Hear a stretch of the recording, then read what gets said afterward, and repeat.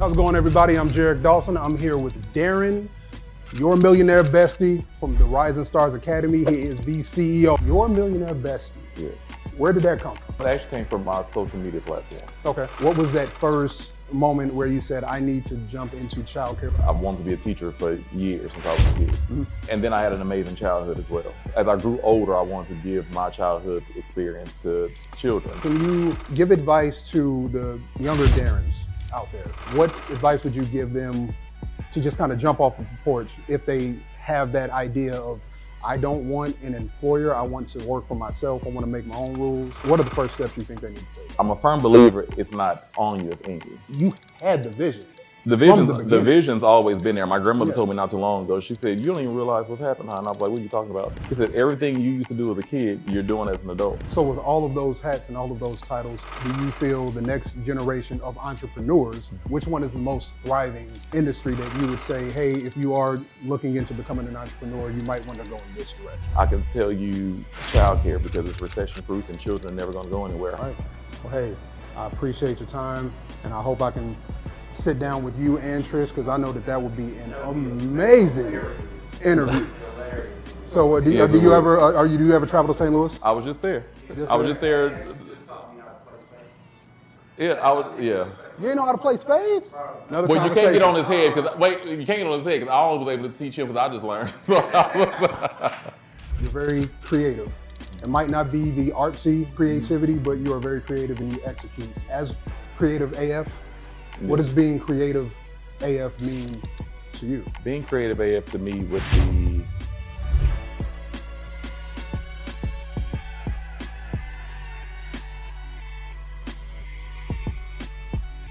How's it going, everybody? I'm Jarek Dawson. I'm here with Darren, Your Millionaire Bestie from the Rising Stars Academy. He is the CEO. Everybody give Darren a round of applause. Darren, thank you. Thank you. Thank you for having me. No, absolutely. I appreciate you making it out. I know you had a real tough traffic getting here in regards to time, travel. You said hour and a half? Hour and a half. Hour and a half. You know, I appreciate you. I really do, because your time is precious. All right? I appreciate it. Awesome. So I want to get into Your Millionaire Bestie. Yes. Where did that come from? It actually came from my social media platform. Okay. So it started off as the Fresh Prince of Childcare. Fresh Prince of Child. That's fresh. I like that. Yeah, it was fresh until I got a cease and desist from Will Smith. Man. We quick change gears with that. Got you. So in thinking of a name for my platform, got you. We looked at it and it was like, okay, I'm a millionaire and a lot of my followers don't have best friends that are millionaires. So since they follow me, I'm now Your Millionaire Bestie. Awesome. Now you're my Millionaire Bestie. Yes. Yeah, awesome. Chuck, thank you for tagging us in, man, and connecting us. So Charles has had nothing but good things to say about you. Charles is my best friend. You know, from, I want to say, how old were we, man? We had to be like about 14, 15, 16, somewhere in there. He's always been supportive. He's always been very creative in his own mind and in his own brands, and I'm very proud of what Chuck has created on his own. Yes. And of course, we are connected because Trish. Now, Trish is awesome. Trish has always been supportive as well. How'd you end up meeting Trish? That's my real life. Well, we call her my bestie from the Midwest. Bestie from the Midwest. You guys got to get some shirts. Yeah, we had to get some shirts made. But we actually met at a childcare conference. Okay. In the lobby of the childcare conference about 10 years. It'll be 10 years in October. 10 years. Okay. Yeah, awesome. in the lobby. So, an official, no new friends type of best friend relationship. We welcome friends. No, I mean you and Trish's relationship. It stems from a long time. She's not a new friend. Oh no, she's not new. Yeah, awesome. It feels like she's new, but she's not new. Yeah. So I'm glad you mentioned the child care. Was it child care conference? Yes. So with Trish owning the daycares, what is your role in regards to child care? Kind of. So I own my own chain of child care centers, and she owns her own chain of child care centers. Okay, about how many would you say you have? I have 5, and I believe Trish has 4. Okay. If I'm not mistaken. Trish, we wish we could have had you out here. We know that logistically it didn't work, but we'll get you on the show. Don't even worry about it. So let's dive into the beginning. What was that first moment where you said, I need to jump into childcare? Was it something you've always been passionate about, or was it something that just came about during a conversation with someone? Or? So no, originally I wanted to be a teacher. Gotcha. When I was in grade school, I used to actually build classrooms out of shoeboxes. So I wanted to be a teacher for years since I was a kid. And then I had an amazing childhood as well. Gotcha. So as I grew older, I wanted to give my childhood experience to children. So in my head back then when I was younger, it was supposed to be a teacher. Yeah. However, at 14, early age of 14, I realized I did not want to be an employee.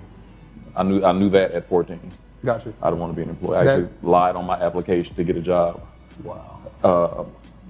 And said I was 16 to get the job. Just to get it. Just Got to the get job. Yeah. But I mean, ever since I've had my first 4 or 5 jobs, I knew I didn't want to be an employee. You know what's funny? Chuck was the same way.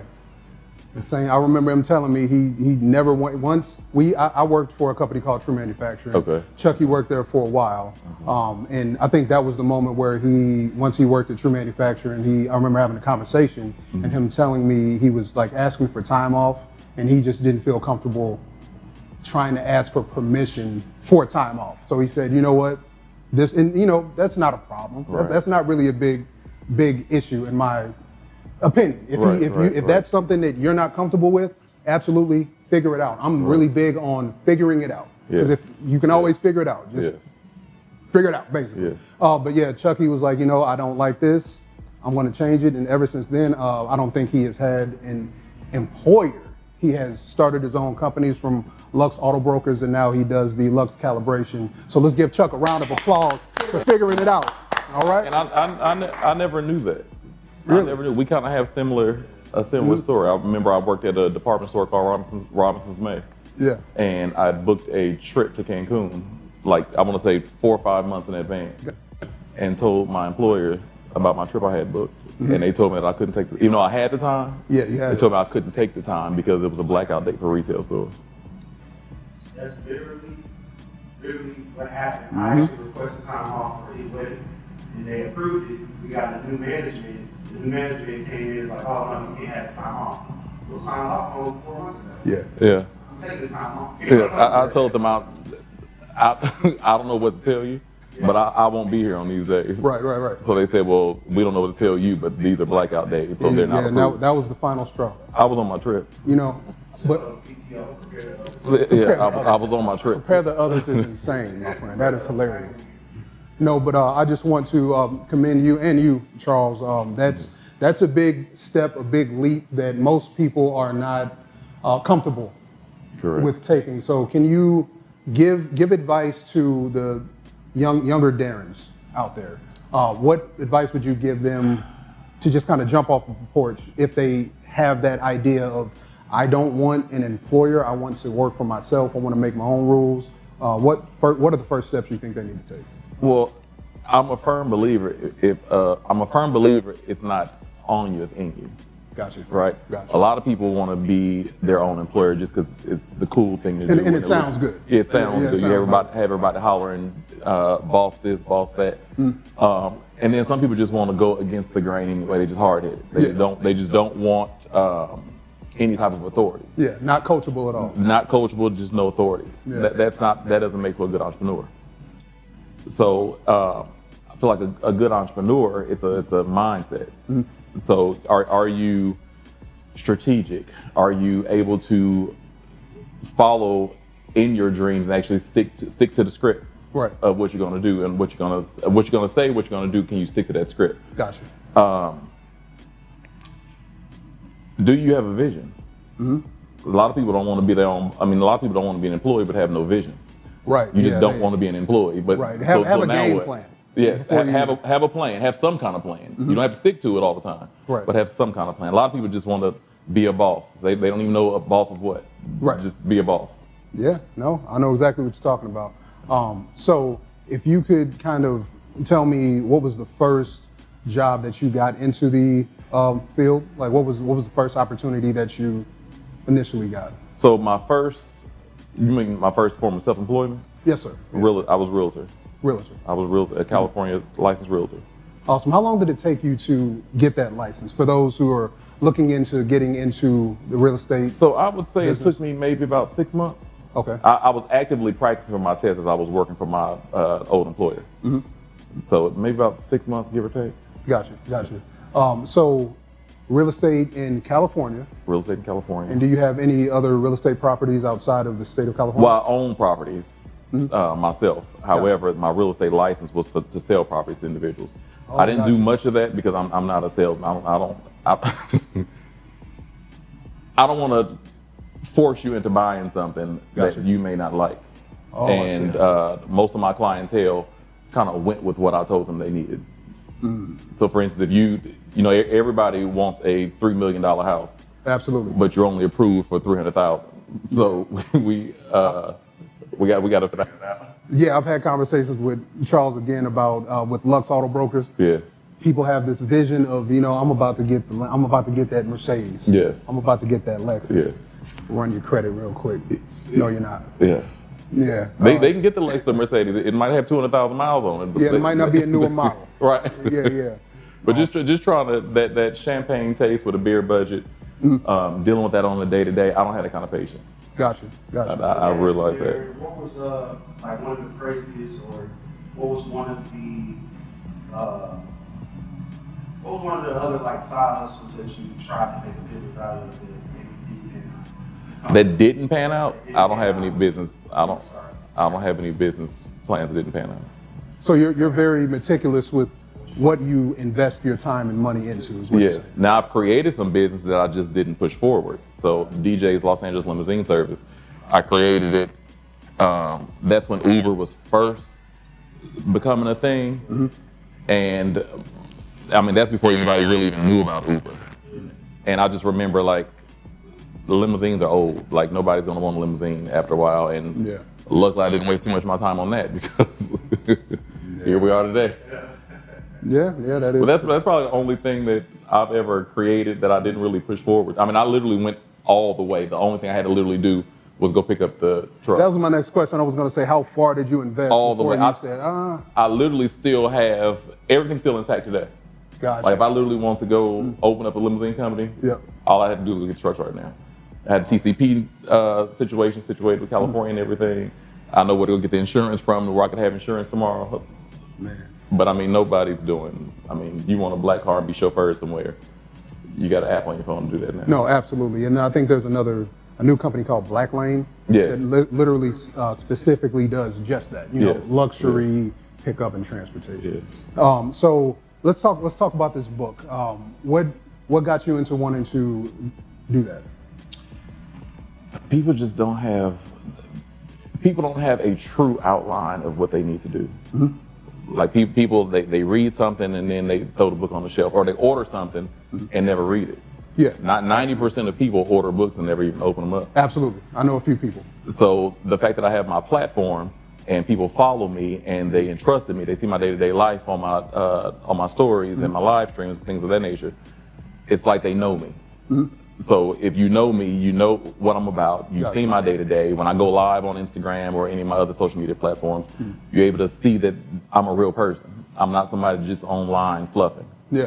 So when I can put my book together and give it to you and tell you, look, this is what I do. Y'all literally saw me build these Airbnbs. Right. You guys literally see me running these child care centers I built from the ground up. I'm gonna put it all in the book and here you go. Awesome. Now at this point, that's leading you to water. Right. And whether you drink it or not. You gotta drink it. You. Yeah, you can lead them to the water, can't make them drink. Yes. Oh, I love that saying. I love that quote. What's one of your breakthrough moments, like in the beginning, like where you decided, entrepreneurship is what I'm chasing.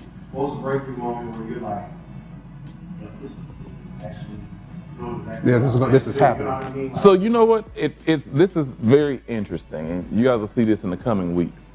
When I was a kid, I want to say 6, 7, 8, 9 years old. I want you to picture this: a U-Haul box, like a big U-Haul clothing box.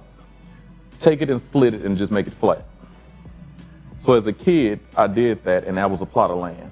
So that was my plot. I would take shoe boxes and put them on this plot, and I would build houses out of these shoe boxes. And I went from building houses out of these shoe boxes to building classrooms out of the shoe boxes. I went from building classes out of the shoe boxes to building schools out of the shoe boxes. And unfortunately today the kids don't have toy stores anymore, but back then KB Toy Store was open. Oh, I remember KB. You remember KB Toy I bought Store? so many Dragon Ball toys in there, man. Well, I was in there buying model cars because I had to put cars in the driveways of these houses. I had to put cars in the parking lot of these schools. You had the vision. The beginning. vision's always been there. My grandmother told me not too long ago. She said, "You don't even realize what's happening." And I was like, "What are you talking about?" She said, "Everything you used to do as a kid, you're doing as an adult." But it's just that's why when I say, and a lot of people block their vision. A lot of people actually have it in them, but they're so scared because of the day to day, or they've gotten in a relationship and they have a second half that they feel like they need to tend to, or they have children. Yeah. So their vision is there. I didn't have any of those obstacles or what I call roadblocks. Yeah, and some people would say that those are distractions. Yes. But I would say, I'm trying to be very careful with my next words, because do you feel like finding the right partner, if you do decide to embark on an entrepreneurial journey, is critical? Because just like you said, you didn't have any of those distractions.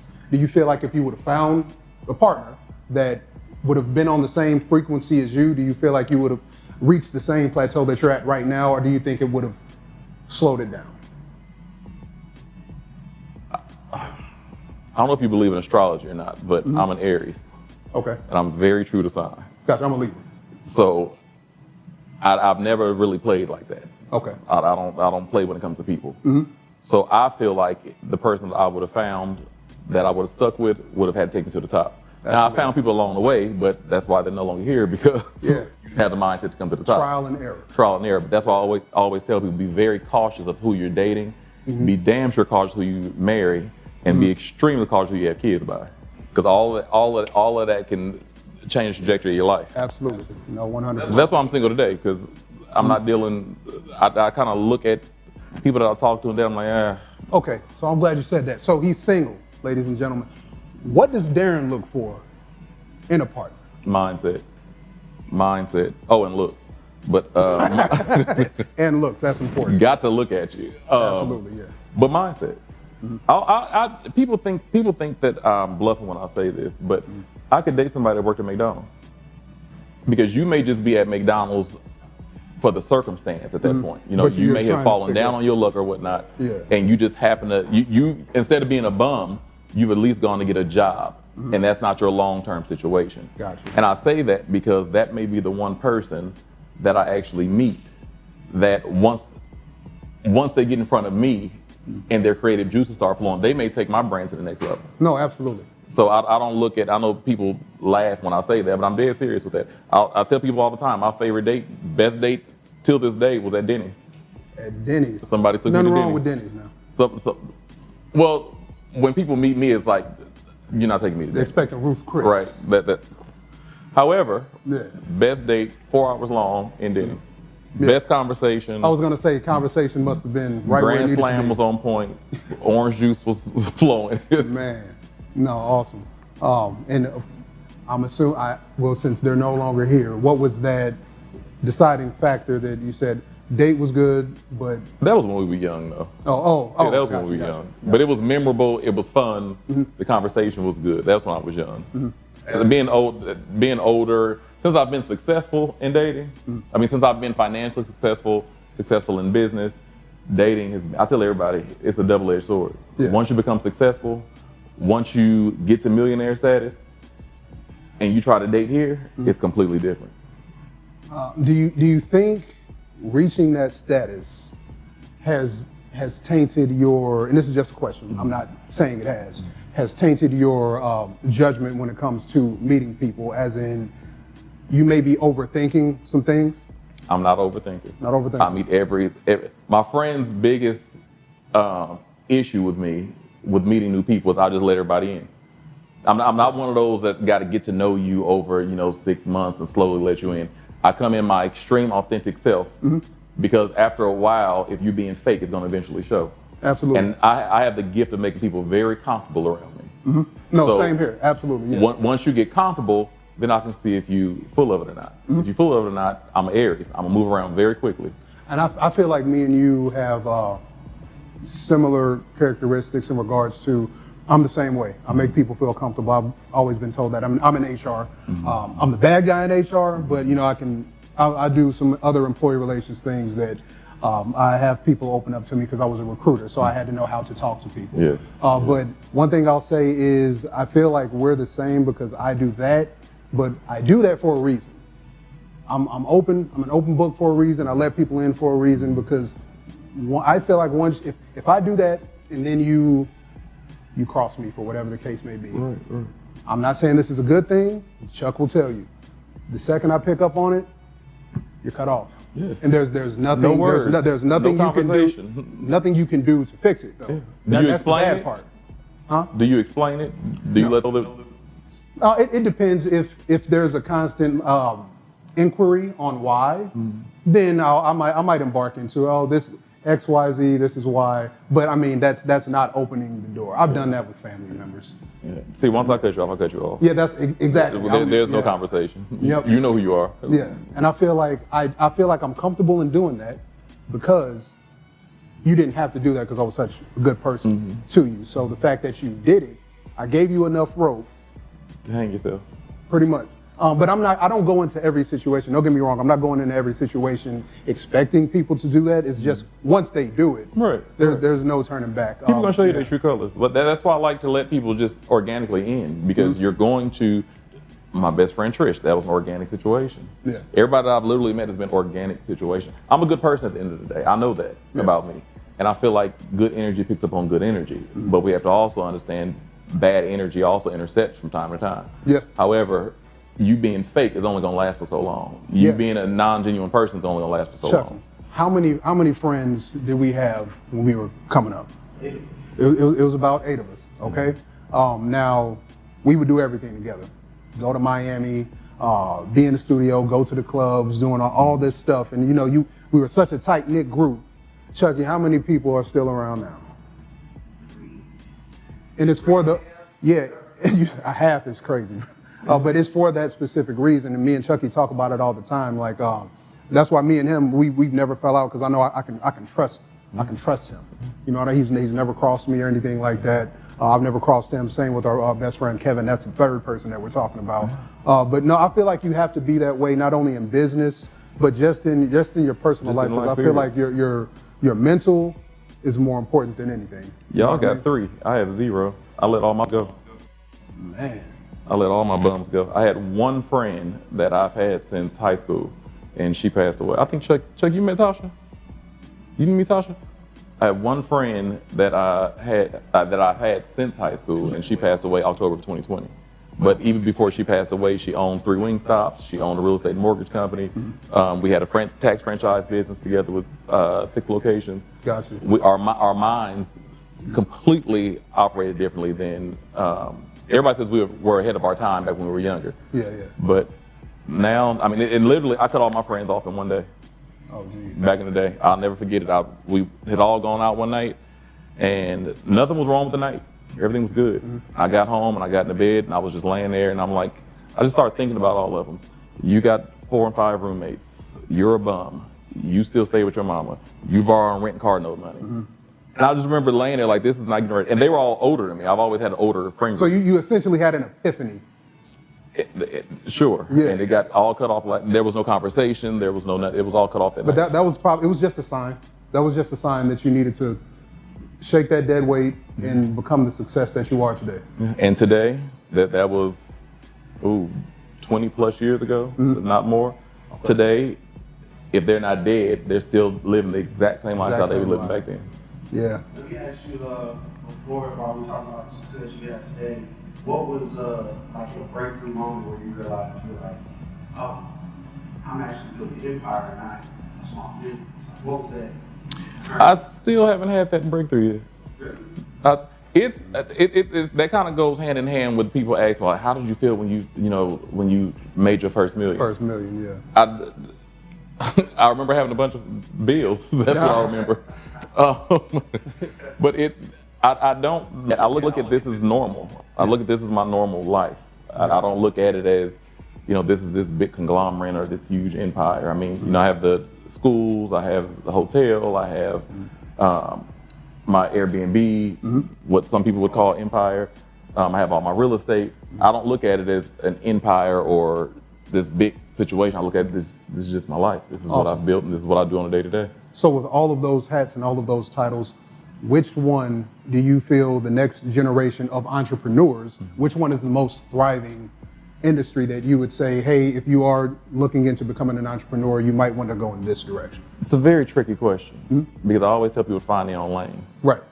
I can tell you childcare because it's recession proof and children are never going to go anywhere. However, when COVID hit, we had several childcare centers shut down. Yeah. Right. So how did that affect you in a sense once COVID hit? I had to shut down all my schools. Gotcha. I had to shut down all my schools, lay everybody off. But it was great for me.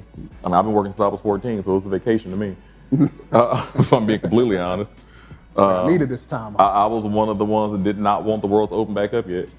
I heard that. This was the first time in many, many years that I was able to have zero responsibility. Gotcha. So I would say, to answer your question with that, I would honestly just tell them follow their dreams. Find something fun that you like to do that you would not mind doing for free. Absolutely. And whatever that is, find a passion. If you can find something that you like to do that you don't mind doing for free, you'll eventually find money in it. Awesome. Well, I tell you what, I said it before, but I'll say it again. I want to commend you because me and all my friends have always wanted to become entrepreneurs. And me and Charles are embarking on this talk show journey. I've shot a few pilots and it's constantly building. So I know the stresses of owning your own and scheduling what you need to try to schedule and having all of these pieces that might not align. But guess what? You still have to keep going. And I feel like what happens is people will have an idea. They'll begin to gain some ground on the idea. One thing will go wrong. Might get sick, might not have finances for it, and they'll take that as a sign of, okay, this isn't meant to be. No, I personally feel like, no, that's just a roadblock you need to get over to see if this is something you really need to be doing. Do not stop at that first roadblock. Is that an employee or employer mindset? I feel like that'd be which one? The one that I feel. The one that you did the example of the person that had that roadblock. Had that roadblock. Is that the mindset? And they quit. Yeah, is that the mindset of an employer or employer? That would be the mindset of an employee. Exactly. Absolutely. So the one message that I'll never forget that my friend that passed away told me is, because I used to get very frustrated, like with that example that you just gave, and how your ending to that was going to be to try to flip their mindset and transition their mindset. I used to try to do that for everybody that I ran into. I used to try to do that for all of my employees. But my friend told me, she said, Darren, you have to understand, you're going to always have an employee, you're going to always have employers. At the end of the day, whatever they're comfortable doing, you have to let them rest in that. Because there's pros and cons to both of them. I feel like the pros, honestly, are mostly on the employee side, if I'm being completely honest. However, it depends on what you value. I value my time, and I value my freedom. Very true. However, employees look at their time and their freedom value as at 5 p.m. I have zero responsibilities until I come back in here the next day or on Monday. Do you feel their mindset can change? Like if you mentor somebody with an employee mindset? I don't mentor employee mindset individuals. You don't think it changes? I'm not wasting my time. I'm not wasting my time. I'm not. You, like I said, it's in you, not on you. You can't. I don't feel like you can put entrepreneurship into someone. It's just in you. You can tell those that were forced into entrepreneurship. You can just tell how they run their business. You can tell how they operate. Somebody that's meant to be an entrepreneur, they enjoy it, they thrive. They run this business to perfection. They start another one. They just keep multiplying to different arenas. It's just in you. Some people just need to understand you need to be an employee and be the best employee that you can possibly be. Absolutely. Because we let's be honest, the world needs employees. I didn't have an issue being an employee when I was an employee, when I was being treated right. Right. Yeah. That's important too. Very important. If a lot of people were treated correctly by their employer, then they would mind being an employee. I'm glad you said that. Because one of my sayings is, if I know everybody can't be an employer, okay, everybody can't be a boss. I get it. But if you're working a 9 to 5 and you're happy, right? You have no complaints. Congratulations, you figured it out. But the people that I usually am concerned with are the people who are working a 9 to 5, are complaining, but have the same 24 hours as everybody. So let's rewind. You're working a 9 to 5, but you're complaining. Who's forcing you to go to that 9 to 5? Exactly. I tell people all the time, especially if you work for me, if you don't like it here, quit. Yeah, no, for sure. Yeah, So yeah, there's a deeper issue here. There's a deeper. That's why I say it's a mindset shift. Yeah. Because I have a few. I've gotten rid of most of them, but I still to this day have a few employees that are just miserable. And it's not you're miserable because you work here. You're miserable in your personal Something life. in the personal life is happening. Yeah. So you And they're bring bringing that. it You in. attempt to bring that misery into the workplace, and they know I don't play like that. As So an employee relations rep, yes, I know exactly yeah. what So you're talking about. luckily, I'm a hands-on CEO. My staff knows I don't really play like that. So keep your issues at the gate. We all have issues. 100%. Yeah, We all human. have issues. And I can almost guarantee if we line everybody up in this building at my offices, I guarantee you my issues are a lot heavier than yours. Yeah. So if I can come in here and smile and get things through here and be genuine and be nice because I'm on campus and I'm now in work mode, you can do the same. So, question that I ask all my guests. Now, I'm excited to hear your answer. Okay. Would you rather, what do you prefer? Do you prefer the highly skilled individual who you delegate a task to them and you know it's going to get done? No questions asked. But they ruin the morale of the whole team, right? Now stay with me. They ruin the morale of the whole team, but you know this person is a rock star and they're going to knock it out. Or would you rather have the coachable employee that you know is always going to make everybody is Coachable. excited for them to come in? Coachable. Completely coachable. What would you think if I told you that I know a lot of people who want that person with a high skill set but horrible attitude? Yeah, but those are typically people that are in their business for the money. Typically. Gotcha. I love a coachable individual. I love somebody that's coachable and hungry. I can show you anything, you want it, you're hungry for it, and you can get out there and knock it out. Those are the individuals that end up being loyal because they appreciate the fact that you saw it in them to do it. Yeah. Those are the people that actually appreciate the opportunity to do it. Yeah. And those are people that usually lead with longevity. No, absolutely. It's funny you said that goes into another situation. I have individuals that come with all these high level degrees. I have individuals that may not have a degree. Yeah. Me personally, I'd much rather go with a person that doesn't have the degree than a person that has the PhD. Darren? The PhD, well, I'd much rather take somebody that does not have a degree that has passion for whatever field my business is in than somebody with a PhD. Listen to me. I feel this exact same way because the profession that I'm in, I don't have a degree, but you usually you usually need the degree. But the thing with me is if I want to learn something and I want to do something, I'm going to learn it and I'm going to execute. There's been a situation, I don't want to say which employer I was at, but I wanted to get this job. I wasn't getting the job for whatever reason, okay? So with me not having the degree, just being, once again, coachable and learning whatever I needed to learn, I'm not gonna say what employer I was at, but I was trying to get the job. I wasn't at the job before, but they had somebody currently in the position, right, that I wanted. I didn't know that, but basically that person had the degree, all right? And it took me about 2-3 months to get into that position. Once I finally got the position, I was working next to this person, and that person with the degree, I'm just gonna say, no longer working there anymore, and I was the one that excelled. Yeah. Because A degree, let's be honest, and these are just the facts, and I'm not anti-degree. No, absolutely. Right. No, yeah, I hear you. However, if we really and this is for anybody that went to school and took anything outside of business courses, school teaches you to do nothing but how to work for somebody else. That's what it teaches you at the end of the day. Yeah, Right. And there's nothing wrong with that. If you're happy doing that, there is nothing wrong with it, but it teaches you a skill that you can perfect. Yeah. Become you get the degree because you're somewhat of an expert at this point because you should be able to regurgitate everything that you've taken in from these classes and courses, and then you take that degree and you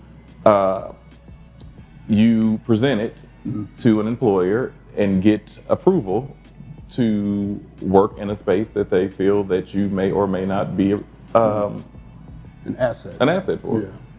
At the end of the day, if we look at it, that's what the degree is used for. Yeah, and as a former recruiter, that was pretty much part of my job was looking at the resume, looking at the qualifications. Do you meet the job requirements? And a lot of people are very good at interviewing. Oh, I was a professional. Yeah, they're very good at interviewing. and I've very had a good at degree in making every job. resumes. Every job I've ever applied for, I had a degree on that resume. There was a bachelor's on every resume. We are not recommending that you do that. I don't recommend that you do it. That's hilarious. I don't recommend that you do it, but I mean, at the end, because that's what was needed, right? And I wasn't planning on being here long no way. So by the time y'all really find out, if you ever find out, then by then it's too late. By then it's too late. I'm gone, or I didn't. Now I did get caught up one good time. Oh, I need to hear this. I got caught up one time. So don't try this at home. So I would, when I say no was not an option, like my mother would tell you that I've had a check since I was 14 years old. I've always had a check since I was 14 years old. I've always been gainfully employed. Gotcha. And I would go down all the listings. This was back when the newspaper was out and the wanted sections with the job. They used to list all the classified sections absolutely. in the newspaper. And I would literally go through there and look at the job, and I would just tailor my resume to what the job was. And I would interview for these jobs. And my mother would tell you, God is my witness, I've never not gotten a job that I've ever interviewed for. Interesting. But once again, I already went into it with the mindset of no is not an option. Absolutely. I would only apply for something that I knew I could do. There was one time I got caught up, which was at a car dealership. Uh-oh, Chucky, hope you're listening. Car dealership. It was my first time at a car dealership, and I applied to be the DMV title clerk. Okay. And this is the position that registers and tags and titles your vehicle when you buy it from dealership. Gotcha. Yeah. Right? Very important position, right? Yeah, I didn't think that when I applied for the position. Applied for the position, got the position, right? Which means I interviewed well. I interviewed with the manager, the CFO, and the COO Gotcha. of a major, actually I can say it now, I'm my own boss. Was AutoNation now, but it used to be Power Auto Group back then. Okay, gotcha. Applied for it, got it. Started the job, negotiated and demanded my salary to be higher than what it was listed for. Got it, right? So I'm in there now. Yeah. I done went out and bought all brand new clothes for this position. Like that's the salary I negotiated for this position. Gotcha. Got it, got in there, doing the job, doing everything. And maybe about 4 weeks in, the manager calls me to the office. Oh man. And the manager goes, so how many years have you been doing this? Just like that, as soon as you sat down. So I already knew what time it was when he said that. And I was like, he was like, you haven't done this before, have you? And I was like, no, I have not. But was that because of your performance? That was because of some things, how the desk was the work that was being put out. Because this was, you got to think, I'm tagging and titling cars. Yeah. Through the state of California. That's gonna come back, yeah. Right, so he was like, and I'm in my head, I'm like, I don't care, honestly, at this point. I'm like, I just got to go find another job. No big deal, right? But he said, you know what? He said, I like you so much and you put in so much work on that desk. He said the errors that you've made have been minimal. Gotcha. But those minimal errors have been the serious ones. So they were small errors, but they were huge errors. Gotcha. So for instance, I might get everything right on your registration. You're gonna get your plates, you're gonna get the title and everything, but I didn't stamp your lien holder on that. That's major. Yeah, that's Absolutely. right. But it's small because it was a stamp. It's all just a stamp of the lien holder. But it's major because you're getting ready to get the title for your car, and the car's not paid for. Right. So he was like, but you know what? He was like, the fact that you've actually held that desk down like that, he said, we're getting ready to hire a trainer to come in and train you. And I'll never forget, they paid that woman, her name was Barbara Shawster. They paid that woman $3,400 a month to come in and train me. And this was way back, this was years ago. This was back when I was in my early 20s. They was paying that woman $3,400 a month. Listen. And he told me, he said, you got 60 days Yeah. to get this desk straight. Or I'm gonna have to let you go. Did you get it straight? I got it straight. Let's give him a round of applause, everybody. I got it straight. Man. Let me ask you, Ken Dittmer. sectors. That was my supervisor that did that for me. Ken Dittmer. Kenneth Dittmer. Shout out to Ken. Yeah, Ken. The sectors that you're in currently, like, do you choose those sectors off feeling? Do you choose them off research or just the vibe of, oh, I'm gonna try this? Like, how do you decide what sector you're going into? I'm a vibes person. Vibes, right? I'm a vibes person. Everything that I do, I enjoy it. I got that. I'm in life. I've always been like this, but especially now, I'm a vibes person. If I don't like it, I ain't doing it. If I don't feel it, that's with everything though, people included. If I ain't feeling it, I ain't doing it. But businesses, if I'm not feeling it, it's got to be a vibe. It's got to be exciting. It's got to be something that I don't mind. Like if something happened with my Airbnb, I don't mind jumping on a flight, getting down there right to it. Let's get it done. Like that. That's just, it's the vibe. Something happened with the child care centers, I don't mind being right front and center. I've been at the child care centers for the past 3 weeks. I'm out there with the parents, out there with the kids, out there with the staff. But that's why you're in the position you're in now. That's why you're so successful, because most people won't put in that time and dedication. Right there, there'll be an excuse of why they can't do something. There is no excuses. I can't give no excuse. I mean, I've been at the centers 6 a.m. Friday, as a matter of fact. Got to the first center at 7 o'clock in the morning, and when I left the house, I'm gonna be gone by 12. It's Friday. I'm the owner. Right. And I'm getting ready to go have some me time. I've been here 3 weeks. Looked up yesterday, it was 6:30. I was still at the facility. I had picked up my backpack 3 times, backpack and keys. Every time I went to go leave, it was something else that I needed. A parent wanted to talk to me. Let me talk to my parents. I don't get to see them that often. Put my bag back down. Get in and walk out again. A child was acting up.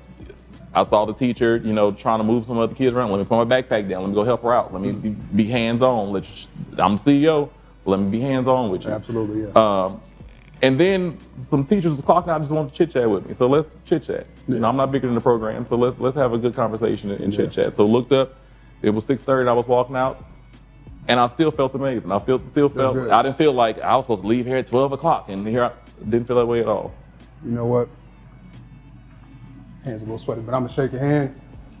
I've learned a lot just in this short segment that we spoke. I'm gonna apply a lot of what you said to what I'm doing in my day-to-day and what I'm doing with this talk show. And what I wanna ask you, you're very creative. It might not be the artsy creativity, but you are very creative and you execute. What does being creative, as creative AF, what does being creative AF mean to you?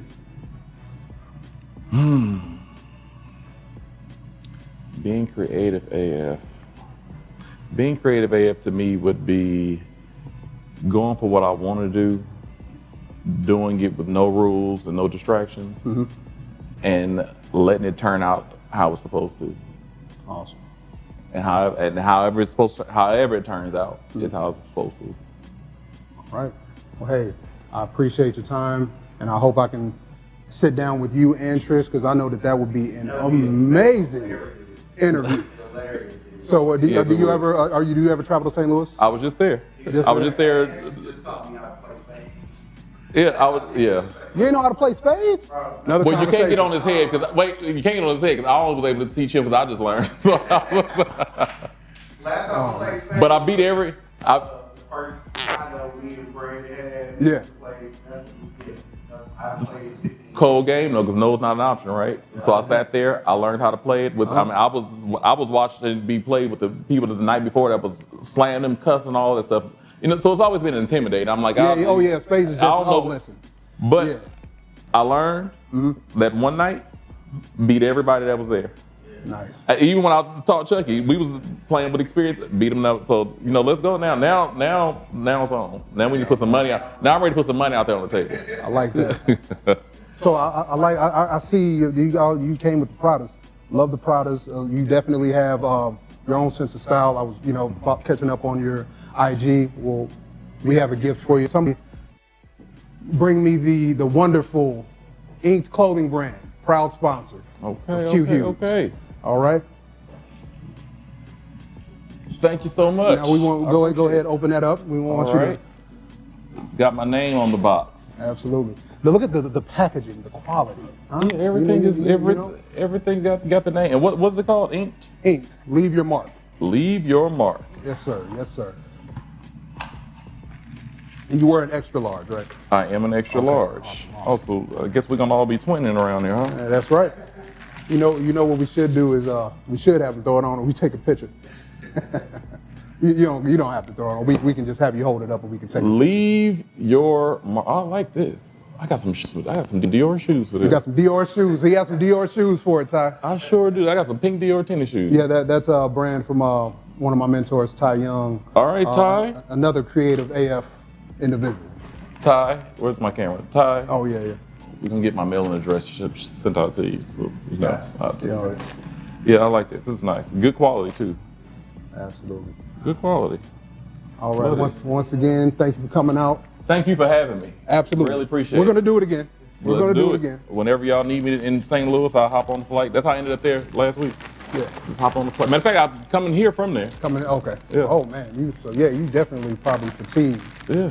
Awesome. Well, let's do it. Appreciate you guys tuning in. Tokyo WZC Creative AF.